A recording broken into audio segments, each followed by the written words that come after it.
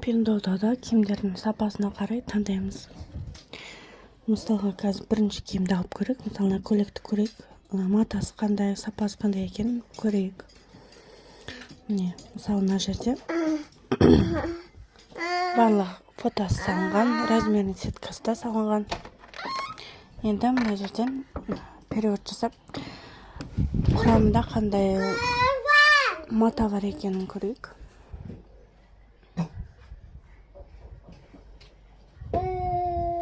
Переводқа саламыз. Хлопок деп тұр. 100% хлопок. Демек, бұны алуға болады, сапасы жақсы. Тағы да басқасын көрейік. Астыға түсіп. Мысалы, мына лосинаны көрейік, детский лосинаны. Сапасы жазылып тұр, қандай матадан тұратынын. Бұны да скриншоттап, қазір переводтап көреміз, қандай матадан тұрады екен.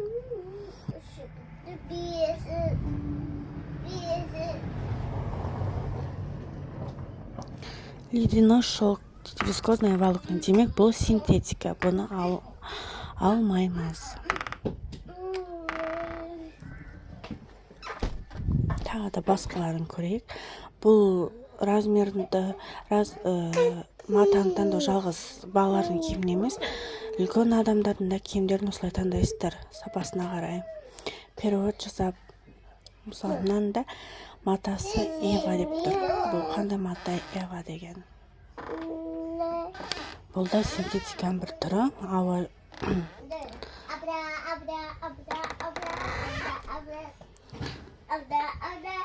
Холодок сияқты ғой.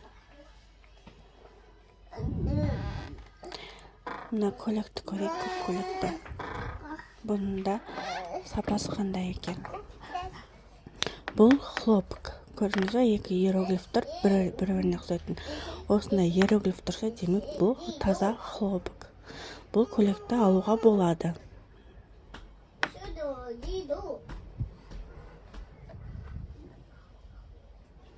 Міне, таза хлопок. Коттан деп тұр. Бұл көйлекті алуға болады. Мына жасылды көрейік.